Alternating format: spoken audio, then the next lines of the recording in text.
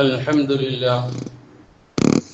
لله نحمده ونستعينه ونؤمن به ونتوكل عليه ونعوذ بالله من شرور أنفسنا ومن سيئات أعمالنا من يهده الله فلا مضل له ومن يضلل فلا هادي له وأشهد أن لا إله إلا الله وحده لا شريك له وأشهد أن محمدا عبده ورسوله أرسله بالهدى ودين الحق ليظهره على الدين كله ولو كره المشركون اللهم صل على محمد وعلى آل محمد كما صليت على إبراهيم وعلى آل إبراهيم وبارك على محمد وعلى آل محمد كما باركت على إبراهيم وعلى آل إبراهيم إنك حميد مجيد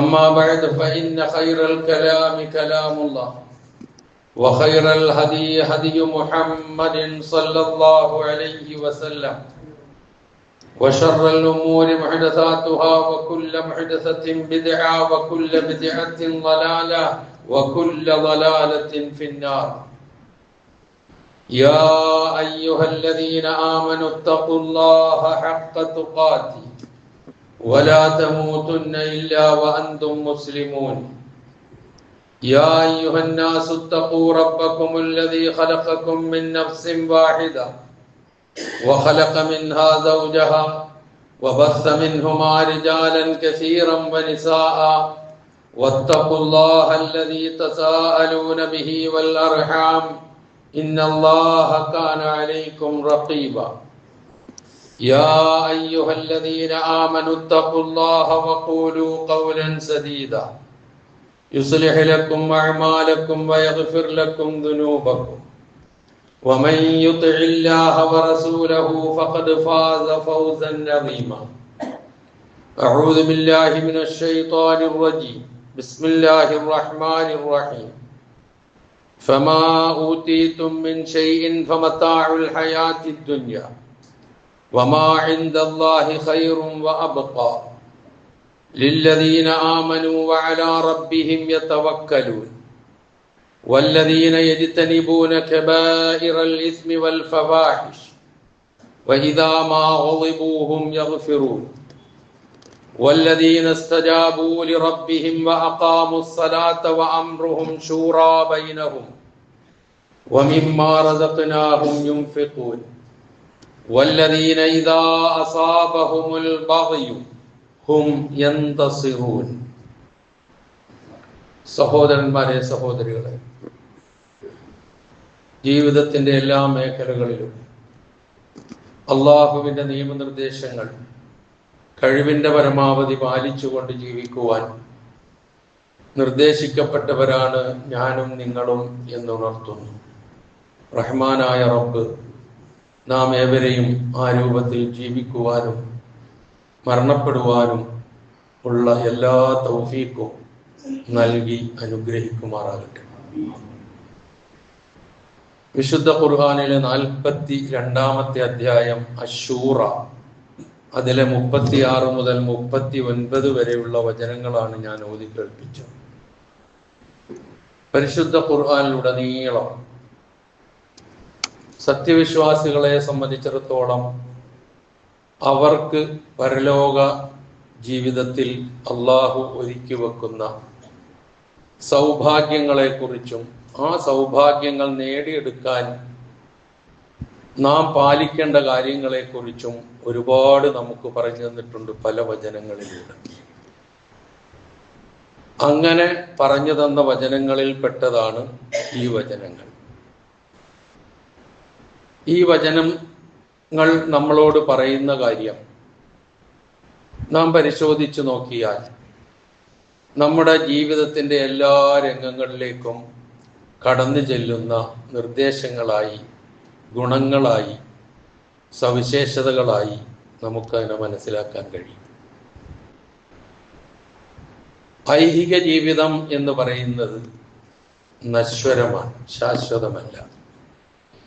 നശ്വരമായ ഈ ലോകത്ത് നിന്ന് ശാശ്വതമായ ജീവിതത്തിലേക്ക് വേണ്ടത് സമാഹരിക്കുക എന്നുള്ളതാണ് ബുദ്ധിയുള്ള ഒരു വിശ്വാസിയുടെ ബാധ്യത.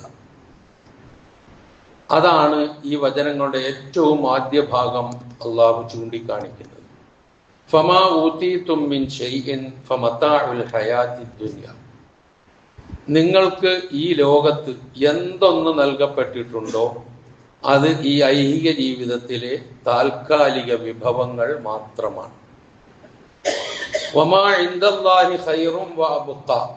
അള്ളാഹുവിന്റെ അടുക്കലുള്ളത് എന്താണോ അതാണ് ഏറ്റവും ഉത്കൃഷ്ടമായതും എന്നെന്നും നിലനിൽക്കുന്നതും അവശേഷിക്കുന്നതും.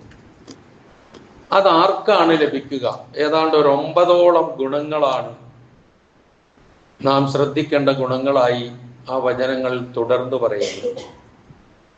ലില്ലദീന ആമനു, ആദ്യം തന്നെ വിശ്വാസമാണ്, വിശ്വസിച്ചവർക്കാണ് അത് ലഭിക്കുക. വഅലാ റബ്ബിഹിം യതവക്കലൂൻ, ആ വിശ്വാസത്തിന്റെ അടിസ്ഥാനത്തിൽ ജീവിതത്തിൽ വരുന്ന ഒരു വലിയ കാഴ്ചപ്പാടാണ് തവക്കുൽ എന്ന് പറയുന്നത്. അള്ളാഹുവിൽ ഭരമേൽപ്പിക്കുക, അവരുടെ രക്ഷിതാവിൽ തവക്കുൽ ചെയ്യുക എന്നുള്ളത് അത് രണ്ടാമത്തെ. വല്ലദീന യജ്തനിബൂന കബായിറൽ ഇസ്മി വൽ ഫവാഹിഷ്, മഹാപാപങ്ങളും നീചവൃത്തികളും ഒഴിവാക്കിക്കൊണ്ട് അതിൽ നിന്ന് അകന്നു കൊണ്ട് ജീവിക്കുന്ന, അത് വർജിച്ചുകൊണ്ട് ജീവിക്കുന്നവർ, അതാണ് അടുത്ത സ്വഭാവം പറയുന്നത്. വഇദാ മാ ഉളിബൂഹും യഗ്ഫിറൂൻ, അവർക്ക് കോപം വന്നാൽ പോലും അവർ പുറത്തു കൊടുക്കുന്നവരായിരിക്കും, അടുത്ത സ്വഭാവം അതാണ്.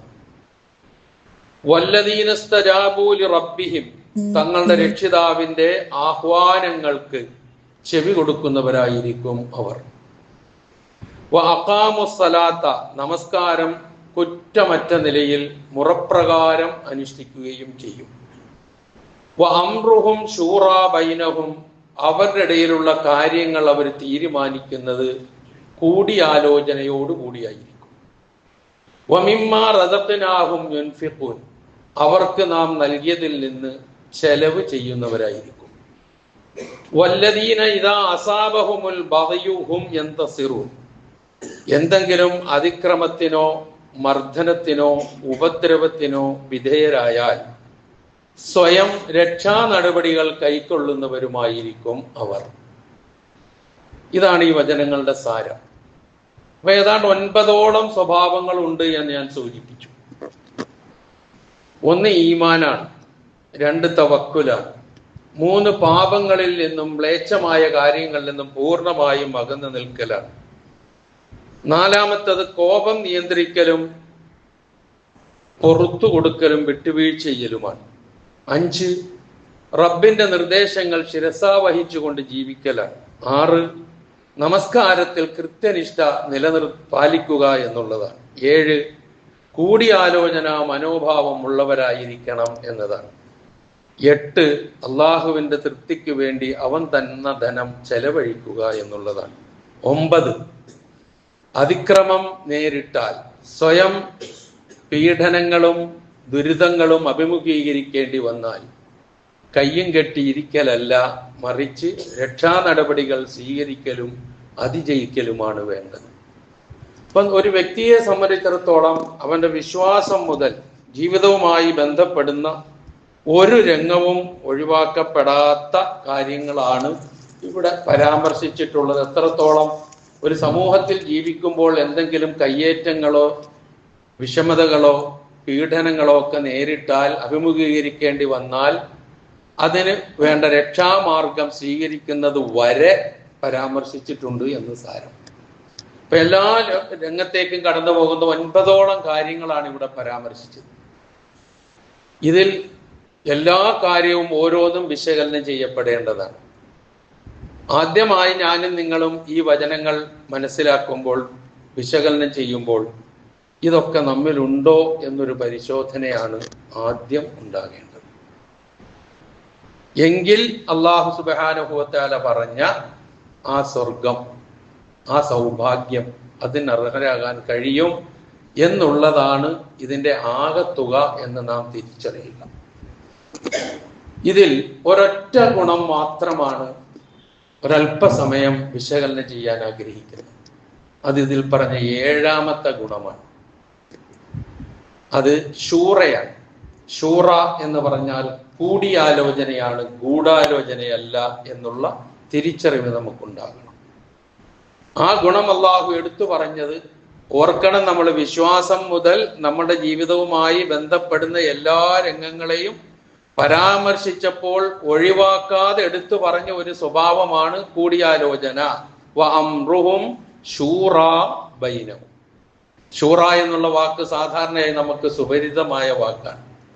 ഏതെങ്കിലും കാര്യങ്ങൾ അത് കൂടിയാലോചിച്ച് ചെയ്യുക എന്നുള്ളതാണ്. ആരോടും ഒന്നും കൂടിയാലോചിക്കാതെ സ്വന്തം തീരുമാനമനുസരിച്ച് കാര്യങ്ങൾ നടപ്പിൽ വരുത്താൻ ശ്രമിക്കരുത് എന്നുള്ളതാണ് മൊത്തത്തിൽ ആ വചനം വിശകലനം ചെയ്യുമ്പോൾ നമുക്ക് കിട്ടുന്ന ഒരു സന്ദേശം.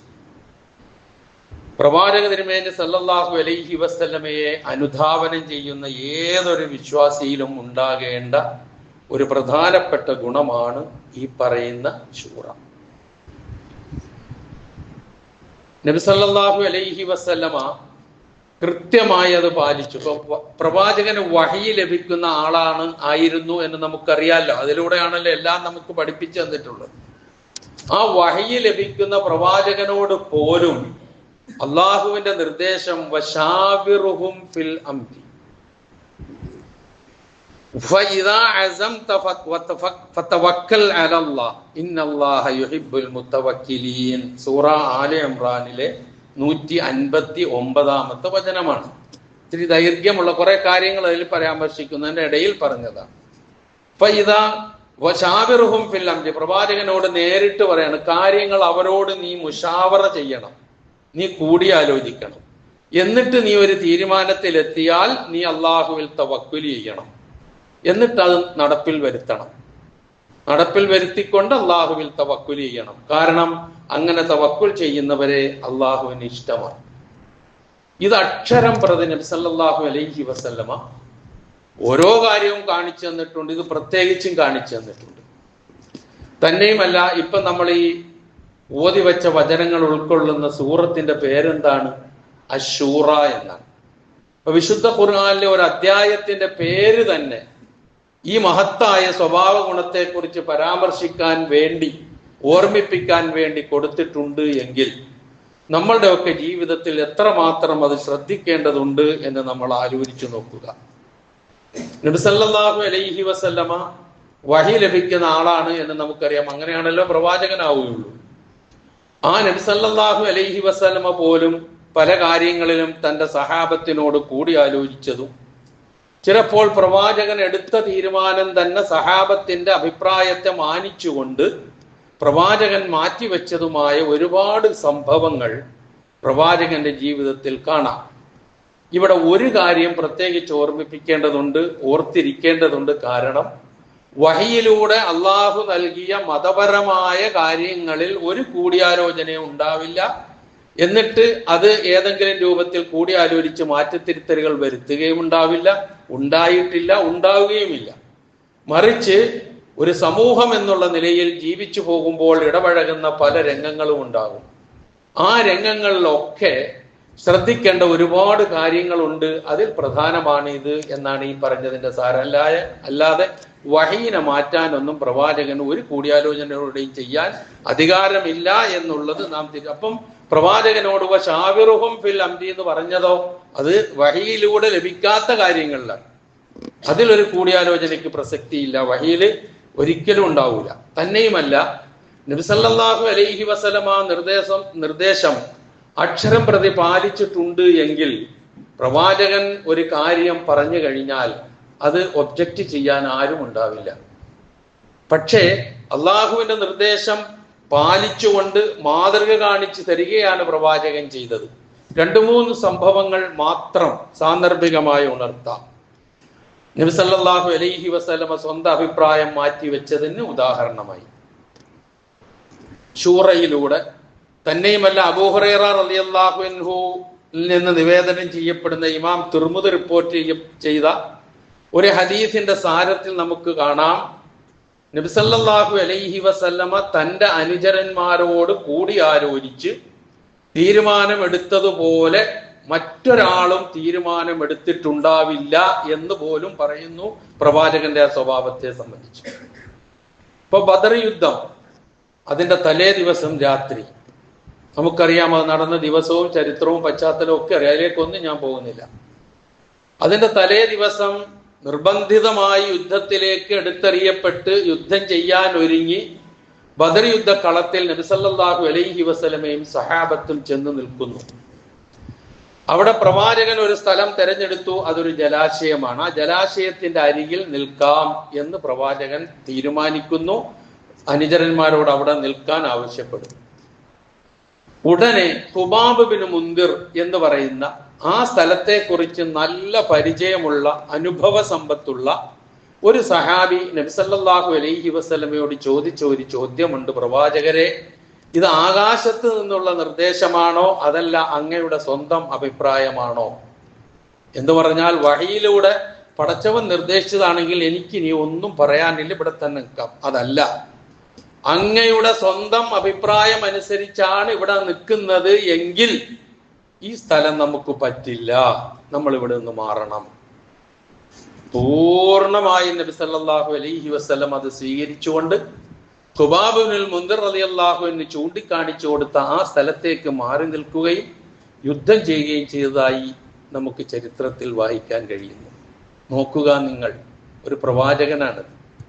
അതാണ് വശാവിറുഹും ഫിൽ അംർ ഫഇദാ അസംത ഫതവക്കൽ അലല്ലാഹ് എന്നുള്ള ആ നിർദ്ദേശം പാലിച്ചതിന്റെ. അതുപോലെ തന്നെ ബദറിലെ നമുക്കറിയാം, അവസാനം 70 പേർ വധിക്കപ്പെട്ടു, 70 പേർ ബന്ദികളായി പിടിക്കപ്പെട്ടു. ഈ ബന്ദികളായ ആൾക്കാരെ എന്ത് ചെയ്യണം? ഇന്ന് ബന്ദികളോട് കാണിക്കുന്ന മനോഭാവമൊക്കെ ലോകത്ത് നമ്മൾ കാണുന്നതാണ്. ഞാൻ അതിലേക്കൊന്നും കടന്നു പോകുന്നില്ല. അവിടെയും നബി സല്ലല്ലാഹു അലൈഹി വസല്ലമ കൂടി ആലോചിക്കുകയാണ്. നിങ്ങളൊന്ന് ആലോചിച്ച് നോക്കൂ. ആ ബന്ദികളായി പിടിക്കപ്പെട്ട ആളുകൾ മുഴുവൻ പ്രവാചകനെയും അനുയായികളെയും ഒരുപാട് ഉപദ്രവിച്ചിട്ടുള്ള ആളുകളാണ്, ഒരുപാട് ബുദ്ധിമുട്ടിച്ചവരാണ്, നാടുകടത്തിയവരാണ്, ഈ യുദ്ധത്തിന് വഴിയൊരുക്കിയവരാണ്. എങ്കിൽ ആരോടും ചോദിക്കാതെ മുഹമ്മദ് മുസ്തഫ റസൂൽ കരീം സല്ലല്ലാഹു അലൈഹി വസല്ലം ഒരു തീരുമാനമെടുത്ത് നടപ്പിൽ വരുത്താൻ പറഞ്ഞാൽ അനുചരന്മാരാരും അതിനെതിരെ നിൽക്കൂല. പക്ഷെ പ്രവാചകൻ അതിനും അഭിപ്രായം ചോദിക്കുകയാണ്. എന്താ ഈ ബന്ധനസ്ഥരെ നമ്മൾ ചെയ്യേണ്ടത്? വ്യത്യസ്തമായ 2 ധ്രുവങ്ങളിലുള്ള 2 അഭിപ്രായങ്ങളാണ് അവിടെ വന്നത്. മഹാനായ അബൂബക്കർ സിദ്ദീഖ് റളിയല്ലാഹു അൻഹു പറഞ്ഞു, അല്ലാഹുവിന്റെ ദൂതരെ, വല്ല മോചനദ്രവ്യവും വാങ്ങിയിട്ട് അവരെ മോചിപ്പിക്കാം, അതായിരിക്കും നല്ലത്. നബി സല്ലല്ലാഹു അലൈഹി വസല്ലമയ്ക്കും ആ അഭിപ്രായം തന്നെയായിരുന്നു മനസ്സിൽ. ഉമർ ഇബ്നുൽ ഖത്താബ് റളിയല്ലാഹു അൻഹു പറഞ്ഞു, പറ്റൂല, ഒരെണ്ണത്തിനെ വെറുതെ വിടാൻ പാടില്ല, എല്ലാത്തിനെയും കൊല്ലണമെന്ന് പറഞ്ഞു. ഒന്ന് ആലോചിച്ചു നോക്ക്. ആ മനോഭാവം അതാണ്. ചെയ്തു പോകും, ആലോചിച്ചു പോകും, അത്ര അനുഭവിച്ചിട്ടുണ്ട് അവരൊക്കെ. ആ സ്വരത്തിൽ, ഗൗരവമുള്ള സ്വരത്തിൽ, വളരെ നിശ്ചയദാർഢ്യതയോടുകൂടിയാണ് റസൂലിന് അഭിപ്രായം ആരാഞ്ഞപ്പോൾ നടത്തിയപ്പോൾ പ്രകടിപ്പിച്ച അഭിപ്രായം അതായിരുന്നു. പക്ഷേ നബി സല്ലല്ലാഹു അലൈഹി വസല്ലമ അബൂബക്കർ സിദ്ദീഖ് റളിയല്ലാഹു അൻഹുവിന്റെ അഭിപ്രായത്തോട് യോജിച്ചു. ബന്ദികളെ മോചനദ്രവ്യം വാങ്ങി വിടാൻ തീരുമാനിച്ചു. അങ്ങനെ ചിലർക്ക് ചില മോചനദ്രവ്യമൊക്കെ നിശ്ചയിച്ചു. ആ നിശ്ചയിച്ച കൂട്ടത്തിൽ നബി സല്ലല്ലാഹു അലൈഹി വസല്ലമ ഇതൊന്നും കൊടുത്ത് രക്ഷപ്പെടാൻ കഴിവില്ലാത്ത ആൾക്കാരോട് പറഞ്ഞത്, നിങ്ങളെ മോചിപ്പിക്കാൻ നിങ്ങൾ ചെയ്യേണ്ടത് എൻ്റെ അനുയായികളിൽപ്പെട്ട ഒരു 10 ആൾക്ക് ഓരോരുത്തരും അറിവ് പകർന്നു കൊടുക്കുക, ഇൽമു പകർന്നു കൊടുക്കുക. എന്ത് ഇൽമായിരിക്കും അത്? ഖുർആനല്ലല്ലോ, ഹദീസല്ലല്ലോ അവരിൽ നിന്ന് കിട്ടുക. അപ്പം അറിവിനെ കുറിച്ചുള്ള ഇസ്ലാമിന്റെ കാഴ്ചപ്പാട് ഇതാണ്. എവിടുന്ന് ആര് പഠിപ്പിക്കുന്നു എന്നൊന്നും നോക്കേണ്ടതില്ല, അറിവ് ലഭിക്കുക എന്നുള്ളതാണ്. അറിവിന് നൽകിയ പ്രാധാന്യമാണ് ഒന്നത്. തന്റെ അനുചരന്മാർക്ക് അറിവ് പഠിപ്പിച്ചു കൊടുക്കാൻ വേണ്ടിയിട്ട് ബന്ധനസ്ഥരായ ആൾക്കാരെ അവരുടെ മോചനദ്രവ്യമായി നിശ്ചയിക്കുന്നു പ്രവാചക തിരുമേനി സല്ലല്ലാഹു അലൈഹി വസല്ലം. ഇന്നൊക്കെ ഇത് ചിന്തിക്കാൻ കഴിയുമോ നമുക്ക് ആർക്കെങ്കിലും? ഇന്ന് ബന്ദികളോട് കാണിക്കുന്ന കാര്യങ്ങളൊക്കെ എന്തൊക്കെയാണെന്ന് നമുക്കറിയാം.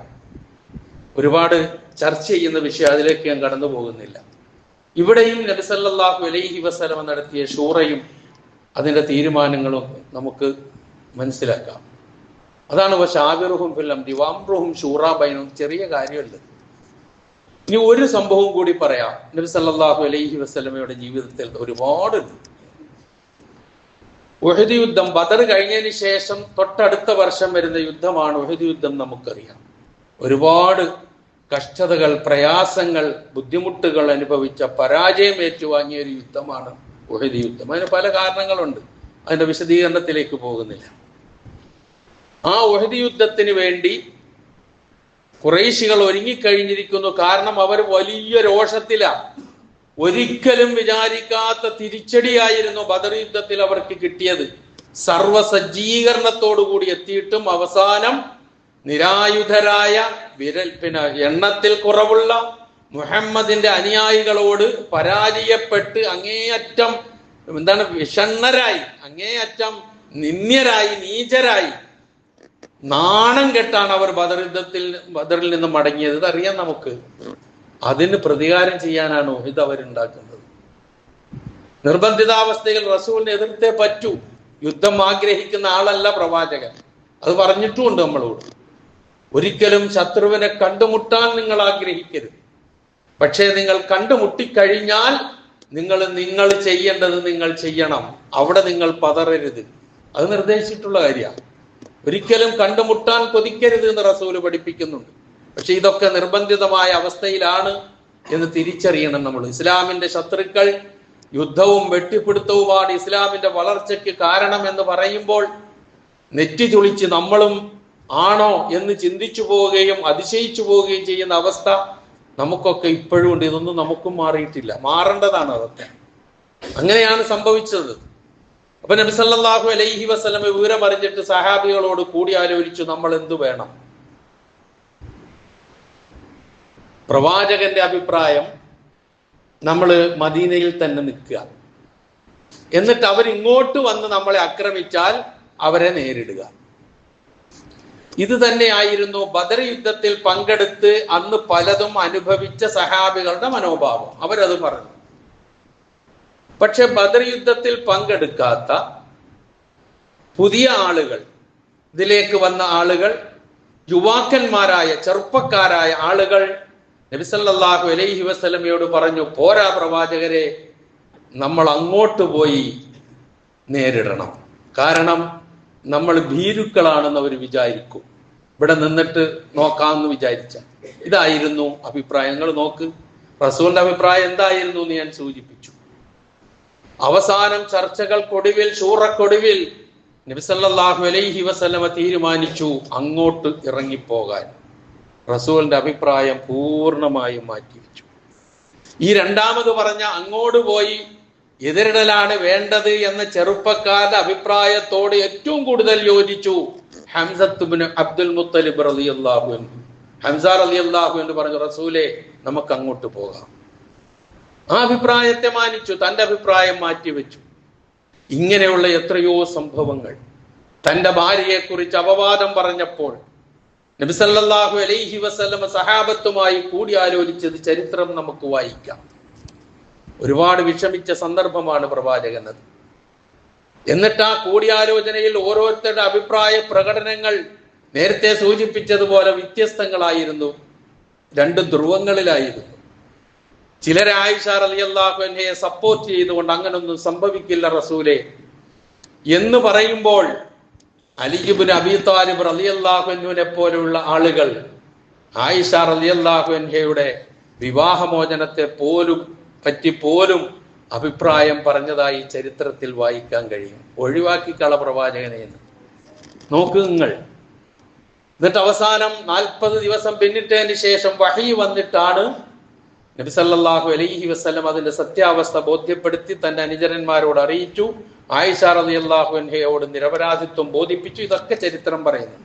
ഞാനിത് സൂചിപ്പിച്ചത് അല്ലാഹു സുബ്ഹാനഹു വ തആലയുടെ വഹി ലഭിച്ചുകൊണ്ടിരുന്ന പ്രവാചകൻ തന്റെ ജീവിതകാലത്ത് ഓരോ സംഭവങ്ങൾ അഭിമുഖീകരിക്കേണ്ടി വന്നപ്പോൾ തന്റെ സന്തത സഹചാരികളോട് കൂടിയാലോചിച്ച് അവരുടെ അഭിപ്രായങ്ങൾക്കും അങ്ങേയറ്റം മാന്യത കൽപ്പിച്ചു. അവരെയും ചേർത്ത് പിടിച്ചു. അവരുടെ അഭിപ്രായങ്ങൾക്ക് മുൻഗണന നൽകി ചിലപ്പോൾ തൻ്റെ അഭിപ്രായങ്ങൾ തന്നെ മാറ്റിവെച്ചുകൊണ്ട് പോയി മാതൃക കാണിച്ചു തന്നിട്ടുണ്ട് എങ്കിൽ, ആ പ്രവാചകൻ എല്ലാ തലങ്ങളിലും വിജയിക്കാൻ സാധിച്ചിട്ടുണ്ട് എങ്കിൽ പിന്നെ നമ്മൾ എന്തിനാണ് അന്തിച്ചു നിൽക്കേണ്ട ആവശ്യം?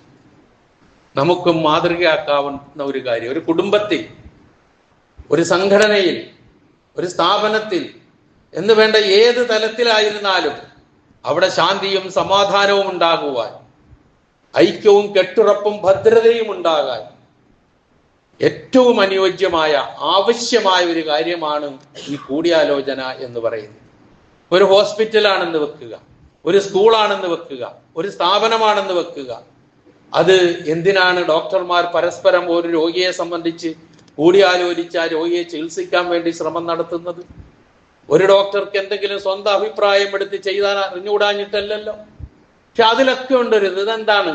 ഒരു മുതിർന്ന ഡോക്ടർ, മുതിർന്ന ഒരു ഡോക്ടർ ഉണ്ട് എങ്കിൽ ആ ഡോക്ടർ തൻ്റെ താഴേക്കിടയിലുള്ള തന്നേക്കാൾ പിന്നിൽ വന്ന ചെറുപ്പക്കാരായ ആളുകളോട് കൂടിയാലോചിച്ചാൽ ചിലപ്പോൾ വളരെ മുമ്പ് താൻ പഠിച്ചു വെച്ചതിനേക്കാൾ ഇന്ന് ഏറ്റവും കൂടുതൽ അപ്ലൈ ചെയ്യാൻ പറ്റുന്ന അഭിപ്രായം ആ ഡോക്ടറുടെ ഭാഗത്ത് നിന്ന് കിട്ടും.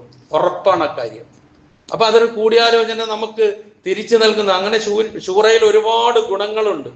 പ്രധാനമായി പറയപ്പെടുന്ന ഗുണങ്ങൾ, ഒന്ന്, ഒറ്റക്കെടുക്കുമ്പോൾ ഉണ്ടാകാവുന്ന തീരുമാനങ്ങളിൽ സംഭവിക്കാവുന്ന അബദ്ധങ്ങൾ കുറയും.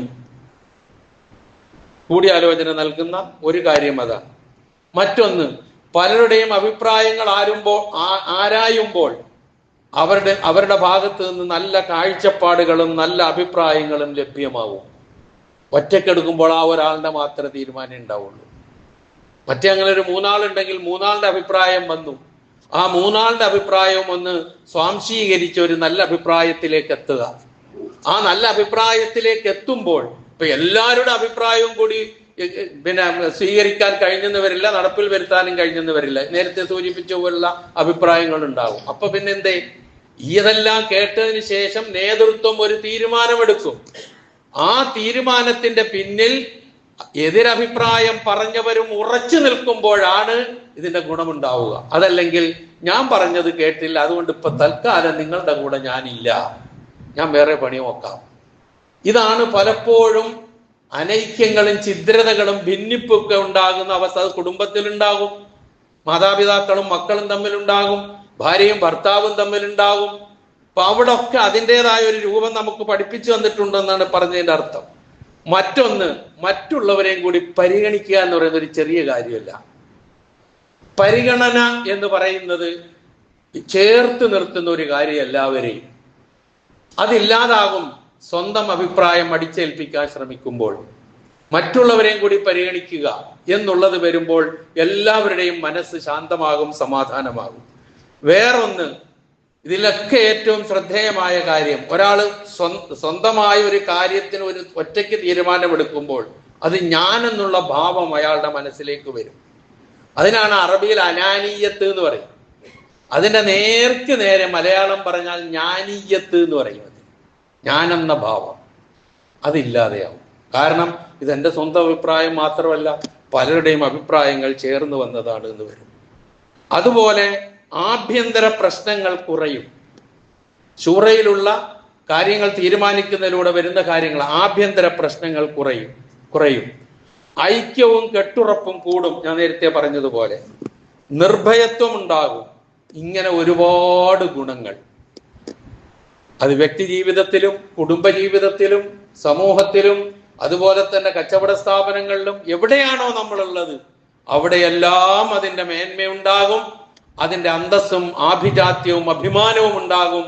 ഇല്ലെങ്കിൽ എല്ലാം ഇതിന് നേരെ എതിര് വരും, തകരും, തരിപ്പണമാകും, ഛിദ്രമാകും, ഛിന്ന ഭിന്നമാകും. എത്ര ഗൗരവമുണ്ടെന്ന് നോക്കും. ഈ ഒരു ഗുണം ഇവിടെ ചിന്തിക്കേണ്ടതാ. ഈ ഒരു ഗുണം അല്ലാഹു സുബ്ഹാനഹു വ തആല എടുത്തു പറഞ്ഞത് പരലോകത്ത് സൗഭാഗ്യവാന്മാരായി വരുന്ന ആൾക്കാരുടെ സ്വഭാവങ്ങൾ എണ്ണിപ്പറഞ്ഞ കൂട്ടത്തിലാണ് എന്നുള്ളത് ഞാനും നിങ്ങളും മറക്കരുത്. ബാക്കിയെല്ലാം നമുക്കുണ്ടാകാൻ ചിലപ്പോൾ അതിൽ പറഞ്ഞ ബാക്കി 8 സംഗതികളും ഉണ്ടാവും. നിസ്കരിക്കുന്നുണ്ടാകും, ദാനധർമ്മങ്ങൾ ചെയ്യുന്നുണ്ടാകും, പടച്ചവന്റെ വിളിക്ക് ഉത്തരം ചെയ്യുന്നു. ഇങ്ങനെ അതിൽ പറഞ്ഞ് 9ഓളം കാര്യങ്ങൾ ഞാൻ എണ്ണി പറഞ്ഞല്ലോ. തവക്കുൽ ഉണ്ടാകും, ഇതൊക്കെ ഉണ്ടാകും. പക്ഷേ ഇതിന്റെ രംഗത്ത് വരുമ്പോൾ ഞാനാണ്, ഞാനല്ലാതെ വേറെ ആരുമില്ല. ആ മനോഭാവമാണ് സർവ അപകടങ്ങൾക്കും വഴിയൊരുക്കുന്നത് എന്ന് നാം മനസ്സിലാക്കുക. ഈ വിഷയമായി മഹാനായ അലി ഇബ്നു അബീ താലിബ് റളിയല്ലാഹു അൻഹുവിന്റെ ഒരു വാചകവും കൂടി ശ്രദ്ധേയമാണ്. അലി ഇബ്നു അബീ താലിബ് റളിയല്ലാഹു അൻഹു പറഞ്ഞു, അൽ മുശാവറത്തു ഹിസ്നുൻ മിനൻ നദാമ. മുശാവറ അല്ലെങ്കിൽ ശൂറ, കൂടിയാലോചന എന്ന് പറയുന്നത് ഖേദത്തിൽ നിന്ന് സുരക്ഷിതത്വം നൽകുന്നതാണ്. ഖേദിക്കേണ്ടി വരില്ല കൂടിയാലോചിച്ചൊരു കാര്യം ചെയ്താൽ. പിന്നെ സംഭവിക്കുന്നത് എങ്ങനെയാ? സ്വന്തം ഇഷ്ടം അനുസരിച്ച് ഒരു കാര്യം ചെയ്തു കഴിഞ്ഞതിന് ശേഷം അത് ശരിയല്ല എന്ന് ബോധ്യപ്പെട്ടാൽ തിരുത്താൻ പോലും നമ്മളാരും ഉണ്ടാവില്ല. കാരണം എന്താ? ഞാനെടുത്ത തീരുമാനം തിരുത്താൻ ഞാൻ തയ്യാറല്ല. ആ ഒരു അവസ്ഥയിലേക്ക് എത്തും. അപ്പൊ അതൊക്കെ അതാണ് ഹിസ്നുൻ മിനൻ നദാമ. അദ്ദേഹം പറഞ്ഞത് അംനുൻ അലൽ മലാമ, ആക്ഷേപങ്ങളിൽ നിന്നുള്ള ഒരു നിർഭയത്വമായിരിക്കും. ഉറപ്പല്ലേ? ചിന്തിച്ചു നോക്ക്. ആലോചിച്ചൊരു കാര്യം തീരുമാനിച്ച് എല്ലാവരുടെയും അഭിപ്രായം ആരാഞ്ഞൊരു തീരുമാനം പ്രഖ്യാപിച്ച് മുന്നോട്ട് പോകുമ്പോൾ ലഭിക്കുന്ന നിർഭയത്വവും സുരക്ഷിതത്വവും ശാന്തിയും സമാധാനവും സ്വന്തം ഇഷ്ടം അനുസരിച്ച് അടിച്ചേൽപ്പിക്കുന്ന ഒരു സംഗതിക്ക് ഒരിക്കലും കിട്ടൂല. ഇതാണ് ഇവിടെ പറഞ്ഞ അംറുഹും ശൂറാ ബൈനഹും. വലിയൊരു വിഷയമാണ്. അതാണ് ഞാൻ ആമുഖത്തിൽ പറഞ്ഞത്. കൂടിയാലോചനയാണ്, ഗൂഢാലോചനയല്ല. അതിന് പരിശുദ്ധ ഖുർആൻ നഖശിഖാന്തം എതിർക്കുന്ന ഒരു കാര്യമാണ്. പക്ഷെ പലപ്പോഴും സംഭവിക്കുന്നത് കൂടിയാലോചനയുടെ പേരിൽ ഗൂഢാലോചനയാണ് നടക്കാറുള്ളത്. അത് നമ്മൾ സൂക്ഷിക്കണം, കരുതിയിരിക്കണം. നമ്മൾ പ്രവാചകനെ അനുധാവനം ചെയ്യുന്നവരാകണം. ഈ പറഞ്ഞ സ്വഭാവ ഗുണങ്ങൾ ഈമാൻ മുതൽ സ്വന്തം നടപടികൾ, രക്ഷയ്ക്ക് വേണ്ടിയുള്ള നടപടികൾ സ്വീകരിക്കുന്നത് വരെ എണ്ണി പറഞ്ഞ ഈ 9 സ്വഭാവങ്ങളും നമ്മളുടെയൊക്കെ ജീവിതത്തിൽ ഉണ്ടാകണം എന്ന് നാം ആഗ്രഹിക്കണം. അതിനുവേണ്ടി പരിശ്രമിക്കണം. മലിക്കുൽ ജബ്ബാറായ അള്ളാഹു ഇത് ഉൾക്കൊണ്ടുകൊണ്ട് ജീവിച്ച് പരലോകത്തവന്റെ സൗഭാഗ്യം നേടുന്നവരുടെ കൂട്ടത്തിൽ എന്നെയും നിങ്ങളെയും ഉൾപ്പെടുത്തുമാറാകട്ടെ.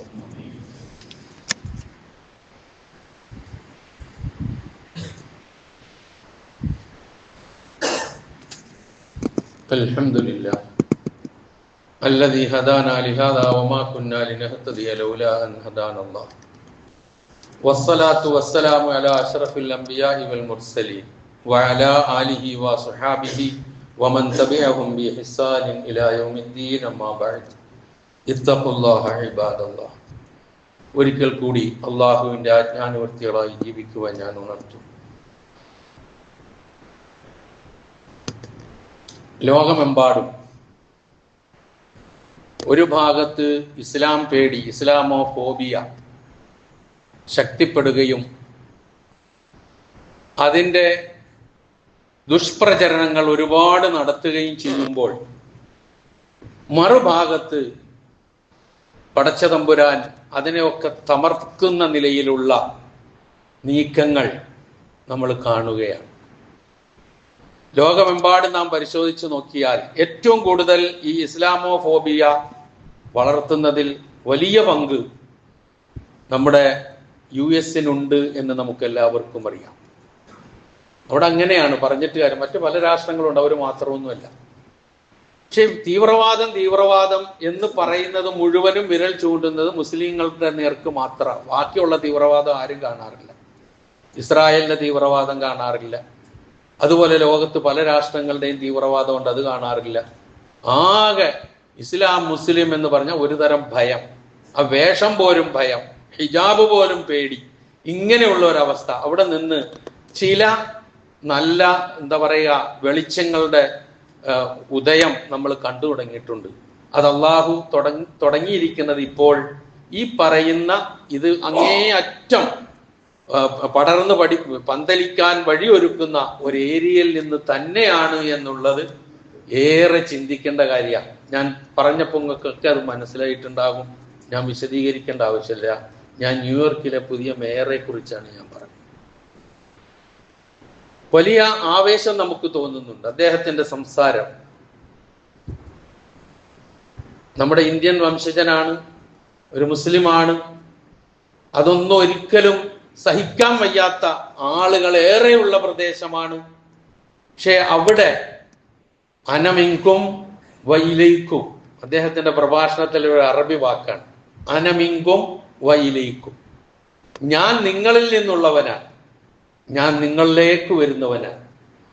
വല്ലാത്ത ഒരു വാക്കുകളാണ് ഇതൊക്കെ. ഒരു ആവേശമോ മറ്റു നിലയിലുള്ള കാര്യങ്ങളോ ആയി പോകാതെ അത് നിലനിൽക്കുകയും ശ്രദ്ധേയമായ നിലയിൽ അദ്ദേഹത്തിന്റെ ആ നീക്കങ്ങൾ ആയിത്തീരുകയും ചെയ്യട്ടെ എന്ന് നമ്മൾ ആത്മാർത്ഥമായി പ്രാർത്ഥിക്കുകയാണ്.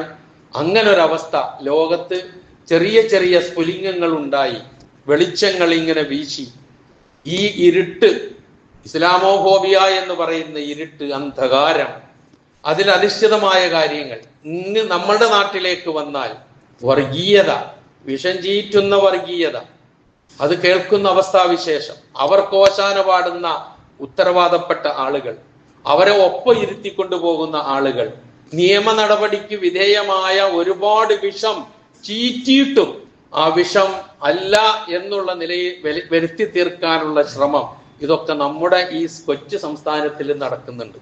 അത് വർഗീയ വളർത്താനും സാമുദായിക സ്പർദ്ധ ഉണ്ടാക്കി തീർക്കാനും ഒക്കെ ഉള്ള ശ്രമമാണ്. പക്ഷേ ഇതൊക്കെ ശരിക്കും തിരിച്ചറിയുന്ന മുസ്ലിം സമൂഹം ഇവിടെ ഉള്ളത് കൊണ്ട് വിചാരിക്കുന്നത് പോലെ പലതും നടക്കുന്നില്ല. എന്നാലും വാ തുറന്നാൽ ഇങ്ങനെ വിഷം പറഞ്ഞുകൊണ്ടിരിക്കുക, മുസ്ലിങ്ങളെ കുറിച്ച്, ഇസ്ലാമിനെ കുറിച്ച്, അവർ ജീവിക്കുന്ന സ്ഥലത്തെ കുറിച്ച്. അവർക്ക് വിദ്യാഭ്യാസ സ്ഥാപനങ്ങൾ ഉണ്ടായിക്കൂടാ, അവർ സാമ്പത്തികമായി ഉയർന്നുകൂടാ, അവർ നല്ല നിലയിലായിക്കൂടാ. ഒരു തരം അസൂയയുടെയും പകയുടെയും വിദ്വേഷത്തിന്റെയും വാക്കുകൾ അങ്ങ് അമേരിക്കയിലൊന്നും പോകണ്ട, ഇവിടെ തന്നെ നമ്മൾ കേൾക്കുന്നുണ്ട്. ഇതൊക്കെ ഇൻഷാ അല്ലാഹ് പൊളിച്ചടുക്കപ്പെടും എന്നുള്ള കാര്യത്തിൽ ഒരു സംശയവും ഇല്ല. അതാണ് ചരിത്രം. അതിന്റെ ഒരു ഉദയമായിരിക്കാം ന്യൂയോർക്കിൽ ഇപ്പോൾ ഉണ്ടായത്. അത് ലോകത്തെമ്പാടും വ്യാപിക്കുകയും പരിശുദ്ധ ഇസ്ലാമിന്റെ സുന്ദരമായ മുഖം എല്ലാവർക്കും ലഭ്യമാകുന്ന നിലയിൽ നീങ്ങാനും സർവശക്തൻ വഴിയൊരുക്കുമാറാകട്ടെ. ഏത് വെല്ലുവിളികളെയും അതിജയിച്ചു മുന്നോട്ട് പോകാനുള്ള സർവ്വ തൗഫീക്കും നമുക്ക് ഏവർക്കും അള്ളാഹു പ്രദാനം ചെയ്തു തരുമാറാകട്ടെ. അവസാനിപ്പിക്കുന്നതിന് മുമ്പ് നമ്മളുടെ റിലീഫ് ഫണ്ടിലേക്കുള്ള കളക്ഷന്റെ ദിവസമാണ്. കാര്യമായി എല്ലാവരും സഹായിക്കണമെന്ന് ഉണർത്തുന്നു. നമ്മുടെ കൂട്ടത്തിൽ ഒരുപാട് പ്രയാസങ്ങളും ബുദ്ധിമുട്ടുകളും അനുഭവിക്കുന്ന ആളുകൾക്ക് വേണ്ടി പ്രാർത്ഥിക്കാൻ പലരും ആവശ്യപ്പെട്ടിട്ടുണ്ട്. പിന്നെ ICUയിൽ കഴിച്ചു കൂട്ടുന്നവർ, അതുപോലെ തന്നെ വളരെ മോശമായ നിലയിൽ ആരോഗ്യം പ്രശ്നവുമായി കഴിച്ചു കൂട്ടുന്നവർ, ഇങ്ങനെയുള്ള പലരും അള്ളാഹു സുബ്ഹാനഹു വ തആല അവരുടെ എല്ലാം വെന്റിലേറ്ററുകൾ കഴിച്ചു കൂട്ടുന്നവർ, ഇവർക്കൊക്കെ അള്ളാഹു സുബ്ഹാനഹു വ തആല മോചനവും മുക്തിയും നൽകി അനുഗ്രഹിക്കുമാറാകട്ടെ. സിഹത്തും ആഫിയത്തും നൽകി അള്ളാഹു അനുഗ്രഹിക്കുമാറാകട്ടെ. അവരുടെയൊക്കെ ആഖിബത്ത് അള്ളാഹു സുബ്ഹാനഹു വ തആല നന്നാക്കി കൊടുക്കുമാറാകട്ടെ. അതുപോലെ വളർന്നു വരുന്ന നമ്മുടെ തലമുറ, നമ്മുടെ സന്താനങ്ങൾ, അള്ളാഹു സുബ്ഹാനഹു വ തആല അവരൊക്കെ ഏറ്റവും നല്ല മാർഗത്തിൽ, ദീനിന്റെ യഥാർത്ഥ മാർഗത്തിൽ അടിയുറച്ചു നിന്ന് ജീവിക്കാനുള്ള തൗഫീഖ് അള്ളാഹു അവർക്ക് പ്രദാനം ചെയ്തു കൊടുക്കുമാറാകട്ടെ. സന്താനങ്ങളില്ലാതെ വിഷമിക്കുന്നവർക്ക് അള്ളാഹു സുബ്ഹാനഹു വ തആല സാലിഹായ സന്താനങ്ങളെ നൽകി അനുഗ്രഹിക്കുമാറാകട്ടെ. എല്ലാവിധത്തിലുള്ള ദുരിതങ്ങളിൽ നിന്നും ബുദ്ധിമുട്ടുകളിൽ നിന്നും കഷ്ടപ്പാടുകളിൽ നിന്നും അള്ളാഹു ഏവരെയും കാത്തുരക്ഷിക്കുമാറാകട്ടെ. കടം കൊണ്ട് ബുദ്ധിമുട്ടി പ്രയാസപ്പെടുന്നവരുടെ കടങ്ങളിൽ നിന്ന് മുക്തരാകാനുള്ള വഴികൾ അള്ളാഹു സുബ്ഹാനഹു വ തആല എളുപ്പമാക്കി കൊടുക്കുമാറാകട്ടെ. സർവോപരി ഇസ്ലാമിനും മുസ്ലിം ഉമ്മത്തിനും അള്ളാഹു ഇസ്സത്തിനെ പ്രദാനം ചെയ്യുമാറാകട്ടെ. അല്ലാഹുമ്മ ഗ്ഫിർ ലിൽ മുഅ്മിനീന വൽ മുഅ്മിനാത്ത് വൽ മുസ്ലിമീന വൽ മുസ്ലിമാത്ത് അൽ അഹ്യാഇ മിൻഹും വൽ അംവാത്ത് ഇന്നക മുജീബുദ് ദഅവാതി വയാ ഖാദിയൽ ഹാജാത്ത്. اللهم اعز الاسلام والمسلمين واذل الشرك والمشركين. اللهم اعز الاسلام والمسلمين واذل الشرك والمشركين. اللهم اعز الاسلام والمسلمين واذل الشرك والمشركين. اللهم اجرنا من النار. اللهم اجرنا من النار. اللهم اجرنا من النار. ربنا اغفر لنا ولإخواننا الذين سبقونا بالإيمان ولا تجعل في قلوبنا غلا للذين آمنوا ربنا إنك رؤوف رحيم.